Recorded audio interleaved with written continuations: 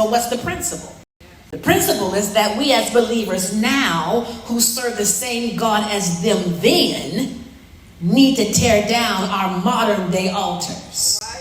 Not only as a sign of full surrender to God, but also as a sign of the highest honor for God. Anything that we've placed above God and his honor. And then we also have the mandate to remove, to tear down the sources of entry, tear down the altar. Please understand that it's not enough to have private conviction. There must be a public stance, and there must be evidential changes that declare we belong to God and he is Lord. How many of us have encountered people who can say they love God, but when you look at their life and their lifestyle, it doesn't reflect that he is Lord? So then, the principle is we cannot just have private conviction. There must also be a public stance. There must also be evidence of what you are declaring. We cannot keep ungodly altars erected and still walk with God. So then we have to check our hearts